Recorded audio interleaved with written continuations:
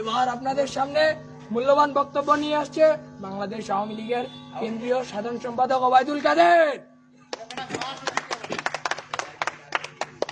আমরা করতালি দিয়ে অভিনন্দন জানাবো।